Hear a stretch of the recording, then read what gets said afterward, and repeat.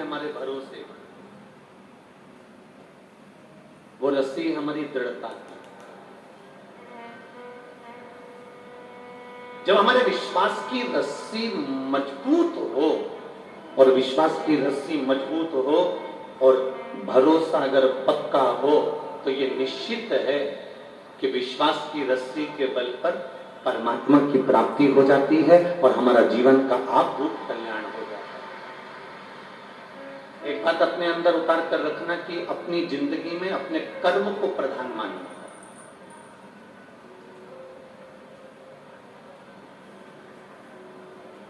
अपने कर्म को प्रधान मानिए, और यदि अपने कर्म को हमने प्रधान मान लिया, अपने कर्म को श्रेष्ठ मान लिया, तो ये निश्चित है कि परमात्मा भी तुम्हारा साथ देना चालू कर देगा। अब कोई दिन भर घर में बैठा रहे, दिन भर घर में सोता रहे, दिन भर घर में रहे और सोचे कि मेरा पेट भरा जाए या मेरा कोई काम हो जाए, तो ये नहीं हो सकता। समय के पंचुअल मतलब जो समय निश्चित कर दिया कि मुझे इतनी बजे पहुंचना है, मुझे इतनी बजे जाना है, मुझे इतनी बजे ये कार्य करना है, मुझे इतनी बजे उठना है, मुझे इतनी बजे ये काम पर जाना है, मुझे इतनी बजे ये कार्य करना है, तो व्यक्ति अपने आप आगे बढ़ता चले जाता। आप आराम से उठ रहे हो, सवेरे 9 बजे 10 बजे जाग रहे हो, फिर मुंडा धो रहे हो, कुल्ला कर रहे हो, मंजन कर रहे हो, फिर नाश्ता कर रहे हो, फिर 2 बज गई, फिर कहां तुम काम धंधा कर पाओगे। भगवान ब्रह्मदेव कमल के पुष्प के ऊपर विराजमान होते हैं, इंद्रदेव अपने सिंहासन पर विराजमान होते हैं, पर मेरे जो देव अधिदेव महादेव हैं वो कैलाश पर जब तप करना होता है, जब साधना करना होती है, तब मेरे महादेव कैलाश पर रुकते हैं और बाकी के समय पर मेरे महादेव संपूर्ण विश्व के कल्याण के लिए आगे बढ़ते रहते हैं। मेरे देव अधिदेव। क्यों भगवान को बुलाया जाता है? कई लोग कहते हैं अगर भगवान है, परमात्मा है, शंकर जी हैं, नारायण हैं, ब्रह्मा जी हैं, इंद्रदेव हैं, यदि परमात्मा है तो फिर अगर परमात्मा है तो इनको बुलाने की जरूरत क्या है? इनको क्यों पुकारा जाए? इनको क्यों बुलाया जाए? हम निवेदन करेंगे, मां को मालूम होता है कि मेरा बेटा 4 रोटी खाता है, मां को मालूम है कि मेरे बेटे को 5 रोटी मेरा बेटा खाएगा। आप में से कितनी माताएं बैठी हैं जो अपने बेटे की थाली में 5 रोटी एक साथ रख देती हैं? कोई रखती होगी? नहीं। संसार की कोई मां ऐसी नहीं होती जो अपने बेटे की थाली में 5 रोटी, 4 रोटी, 6 रोटी, 8 रोटी, जितनी रोटी बेटा खाता है उतनी रोटी मां रखती हो। ऐसी संसार की कोई मां नहीं है।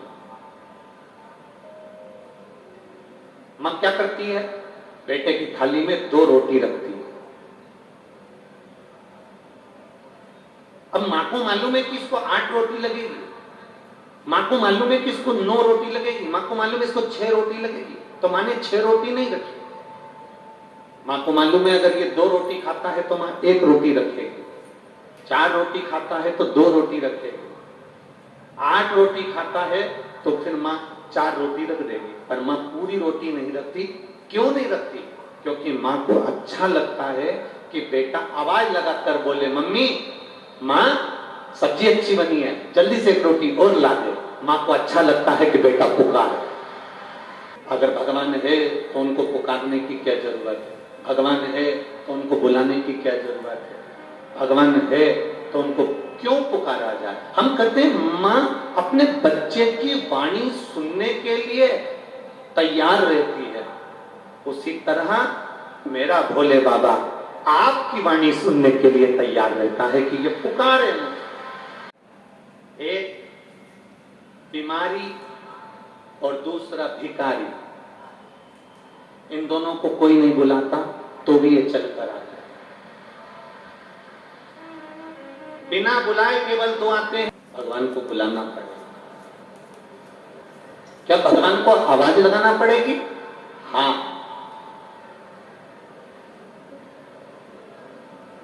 आवाज लगाना पड़ेगा।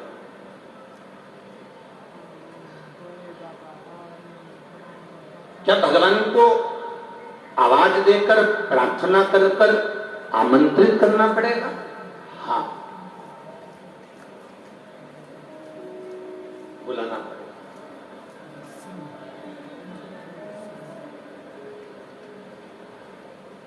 जब हम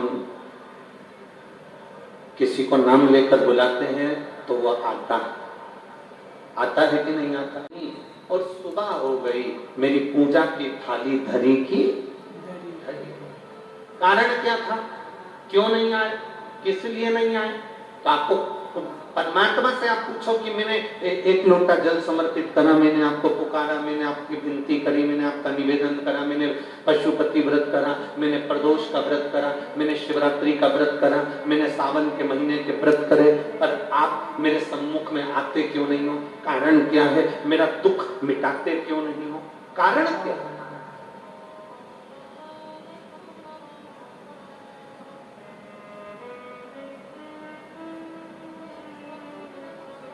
आखिर कारण क्या है कि मेरा दुख नहीं मिट रहा, मेरी तकलीफ क्यों नहीं समाप्त हो, मेरा कष्ट क्यों नहीं जाता? कारण क्या? तो भगवान देवादिदेव महादेव से अगर पूछोगे कि कारण क्या है, अभी आप आगे, जहां पर शंकर भगवान का बड़ा प्राचीन मंदिर है, उस मंदिर को एक सेठ ने बनवाया था। उस मंदिर के अंदर भोले बाबा मां पार्वती के साथ में विराजमान बेट, बड़ा प्राचीन है। अब कुछ दिन निकल गए,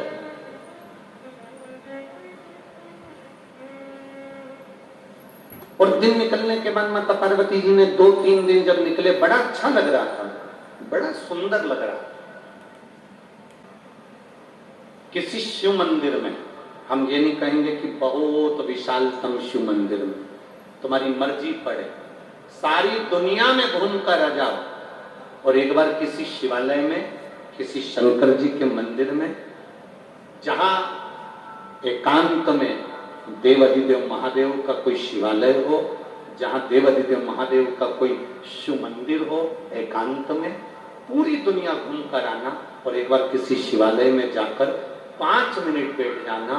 पूरी दुनिया को जो घूमने में सुख नहीं मिला होगा, वो शंकर के शिवालय में 1 मिनट में प्राप्त हो। तो जो गुलाब पसंद आए ना, आप उस गुलाब को तोड़ लो,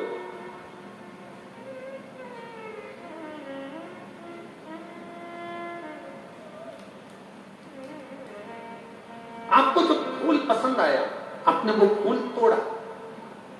उसी तरह तुम्हारे घर में ढेर सारे लोग रहते हैं, और रहना भी चाहिए।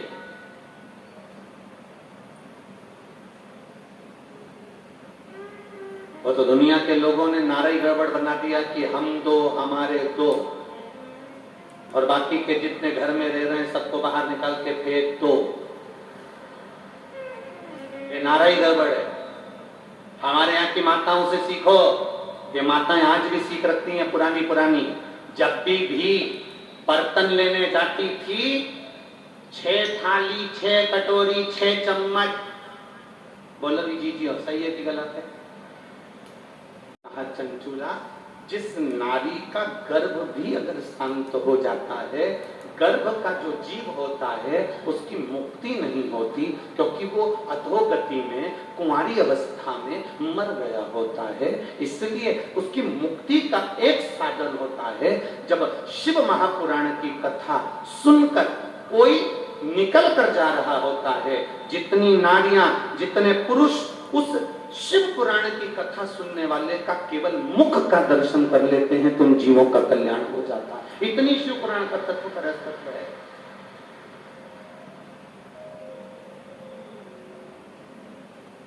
पूरे बगीचे के फूल कोई नहीं तोड़ता, एक पुष्प जो तुम्हें पसंद आया तुमने वो तोड़ा, उसी तरह पूरे बगीचे के जैसे पुष्प नहीं टूटते, उसी तरह भोलेनाथ भी पूरे परिवार को अपनी ओर नहीं बुलाते। जो शंकर भगवान को प्रिय लगता है, शिव जी उसको शिव पुराण तक खींचकर बुला लेते हैं। शिव जलाधारी में शंकर भगवान के जल बहने का स्थान पर जो तेज होता है, वो तेज हमारे गर्भस्थ में भी पहुंचता है। शामली वाली दौतली का स्थान कौन सा है, कहां जल चढ़ाना, कैसे जल चढ़ाना, कैसे प्रसन्न करना।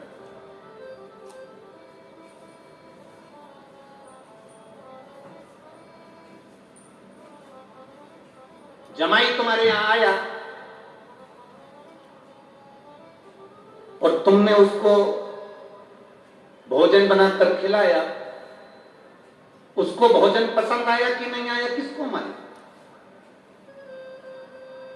घर में आए हुए दामाद को, जमाई को अगर भोजन बनाना है तो पहले बेटी से पूछा जाता था कि बेटी, दामाद आए हैं, जमाई आए हैं, उनको क्या पसंद है, मैं वो भोजन बना दूं। बोलो री जी जी सही है छिंदवाड़ा वाली, क्या भोजन बना दूं तुम बताओ मुझे। तो बेटी ने कहा मम्मी उनको दाल बाटी अच्छी लगेगी। बेटी ने कहा मम्मी एक काम करो उनको पूरण पोली बना दो, मम्मी एक काम करो उनको मालपुआ बना दो। जो जमाई को पसंद था तुमने वो बनाया, उनको खिलाया, उनको प्रसन्नता करना चाहिए। कैसे जल चढ़ाना चाहिए, कैसे आराधना करना चाहिए, कैसे प्रार्थना करना चाहिए, कैसे भगवान से हम विनती कर सकते। 3 बार जो सकते, एक बार विदर्भ, एक बार कैलाश, दूसरी बार फिर कैलाश पर। एक बार खेले तो ये 16 सोमवार व्रत की महत्वता आई, दूसरी बार खेले तो पंच कन्याओं का स्मरण हुआ, तीसरी बार खेले तो रावण का संहार करवा दिया। ये 3 बार जोसर में 3 कृपा बाबा कर दिया।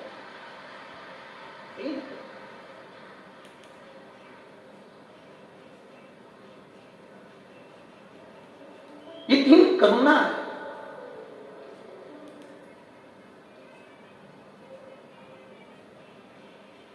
बैठी थी माता पार्वती, शिव जी से कहा चौसर खेलो, शंकर भगवान के लिए आओ बैठो।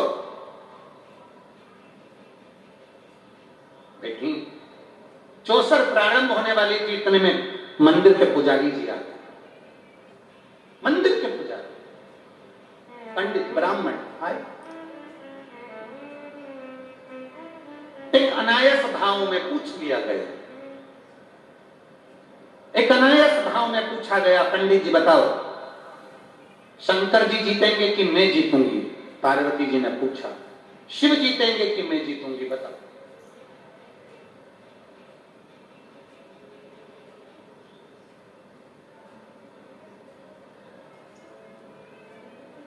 तुम्हारे मन में क्या चल रहा है तुम अपने पास में रखो, किसी को बताने की जरूरत नहीं। कोई पूछे तो भी मत बोलो, तो भी नहीं बोला गया। पार्वती जी ने पूछा बताओ पंडित जी, पुजारी जी, ब्राह्मण देवता, मैं जीतूंगी कि महादेव जीतेंगे। पुजारी जी ने बिना सोचे समझे, शंकर जी के भक्त थे तो उन्होंने कह दिया शिव जी जीतेंगे, शंकर जीतेंगे। शिव के भक्त थे, शंकर जी के उपासक थे तो उन्होंने कहा शिव जी थे। चौसर चालू हुई, उस चौसर में देवाधिदेव महादेव पीपल के वृक्ष के नीचे बैठकर सुगंधा को यह बात कर रहे हैं कि उस चौसर में पार्वती मैया जीत गई। पार्वती मैया जीत गई। यहां इतनी सारी माताएं बैठी हुई हैं,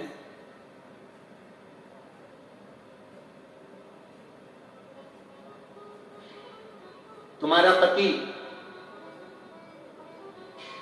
दुनिया से लड़कर आए, तुम्हारा पति दुनिया से विवाद कर कर आए, दुनिया से जीत कर आए, पर केवल पति एक ऐसा होता है जो अपने बच्चों से, अपनी पत्नी से हारना पसंद करता है कि बेटी थोड़ी देर है, जब तू जीत जा।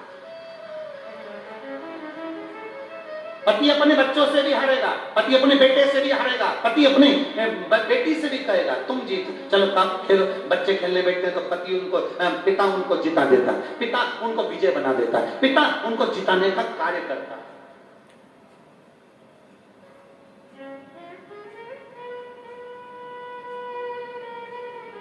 अपने बच्चों को जिताने के लिए पूरी दम लगा देता है बाप, एक पिता। पत्नी जब चौसर खेलने के लिए बैठी तो शंकर भगवान तो पार्वती जी के साथ में थे और पार्वती जी का मन करा कि मैं चौसर खेलूं, तो बाबा चाहते मेरे ओगड़धानी, मेरे शंकर भगवान प्रकाशदर्शी, कैलाशी, अविनाशी चौसर को तो यूं जीत जाते, पर नहीं, उनको पार्वती को जिताना था। पार्वती क्यों? क्योंकि मन उसका हुआ है खेलने का, तो वो जीते, वो जीते। होता है दो तरह के लोग होते हैं, होटल में खाना खाने जाते हैं, भोजन करने जाते हैं, नाश्ता करने जाते हैं। दो तरह के लोग जाते हैं होटल में, दोस्त गए, सारे मिलकर गए। एक वो होता है जो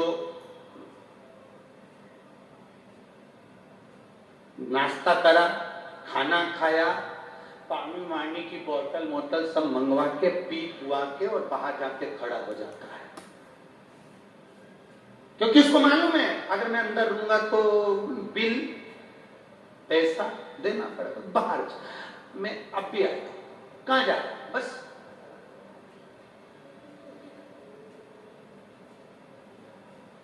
वो आ भी गया, आ गया, वो काउंटर पे पहुंच भी गया। वो पैसा देने वाला, वो जो दोस्त बाद में उठा वो पैसा देने लगा। तो ये जो बाहर गया था वो घूमने, ये आया वापस, अरे मैं दे तो रहा हूं, रुक ना, मैं दे तो रहा हूं, मैं दे तो रहा हूं, अरे रुक तो सही, मैं दे तो रहा हूं, दे तो रहा, जेब में हाथ डाले ही नहीं, मैं दे तो रहा हूं, दे तो रहा हूं, दे तो रहा हूं, दे तो रहा हूं, अरे दे तो रहा हूं, दे तो रहा, तो देनी दे, पर मैं दे रहा हूं। देने वाला होता तो बाहर नहीं जाता, पहले काउंटर पर जाकर पूछता पानी की बोतल कितनी आई रे, सब्जी कितनी लगाई रे, रोटी कितनी लगाई रे, और मेरा दोस्त खाना खा रहा है, 2 रोटी और दे रहे, ये ले बिल काट। पर उसको देना ही नहीं था, बता।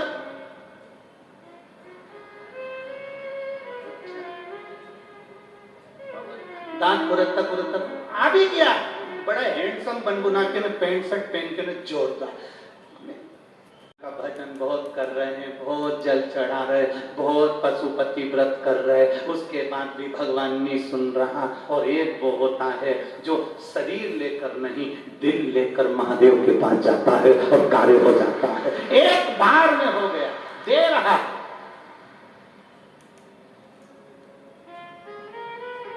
दिखावा नहीं चाहिए मेरे बाबा जी को, मेरे शिव जी को दिखावा प्रिय नहीं है, मेरे उगरदानी, मेरे शंकर भगवान को दिखावा श्रेष्ठ नहीं लगता। मेरे शंकर जी को दिखावा नहीं चाहिए कि तुम सावन का महीना आया तो तुमने त्रिपुंड लगा लिया, बाल बड़े कर लिए, तुमने ये कर लिया, तुमने चोला बदल लिया, तुमने कपड़े बदल, ना ना ना ना, जैसे हो वैसे रहो।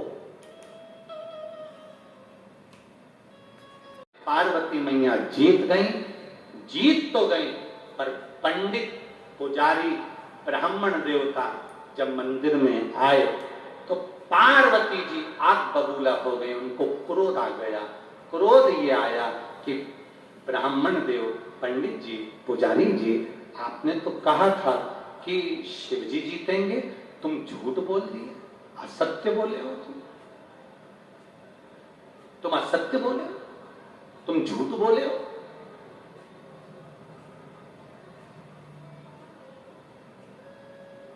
तुमने असत्य कहा, तुमने शिव जी का साथ दिया और मेरा साथ नहीं दिया। शिव महापुराण की कथा कह रही है, जब 2 तराजू के पलड़े सामने नजर आए उस समय पर तुम मौन हो जाना, चुप।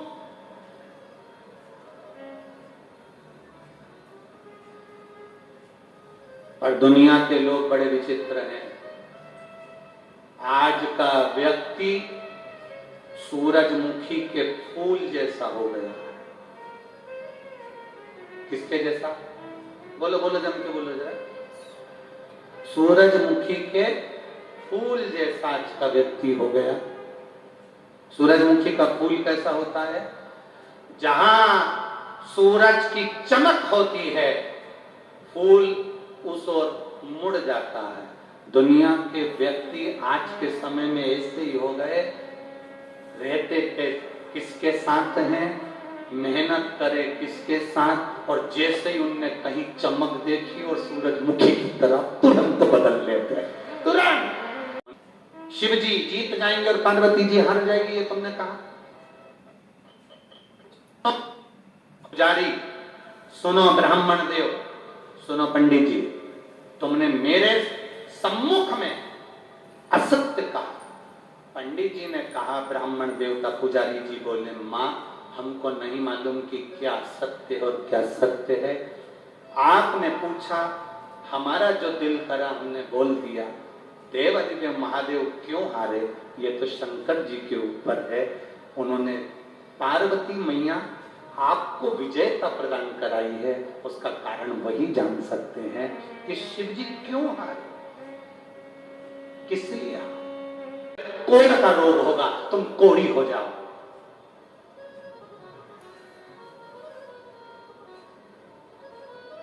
पति पत्नी के झगड़े में कभी भी बीच में मत बोलो। भाई भाई के झगड़े में बीच में कभी मत बोलो। समधियाने के झगड़े में आपस में बीच में कभी मत बोलो। ये विद्वत्ता, ये चतुरता, ये 16 सोमवार की कथा कर रही है। विद्वत्ता ना, और हमारी आदत रहती है। मेरी बुजुर्ग माताओं से निवेदन है, पति पत्नी आपस में झगड़ा करें, तुम घर में रह रही हो, थोड़ा शांति रखकर एक बार वो झगड़ा हो जाए, होने के बाद में दोनों को समझा दो, पर एक का पक्ष लेकर मत दो। बेटे का पक्ष या बहू का पक्ष ना, दोनों को समझाओ। ठीक है, हो गया ना, दोनों चुप करो, दोनों का मुख बंद करो, अब ना बोलिए, शांति रखिए। क्या बोले जा रहे हो तुम? चलो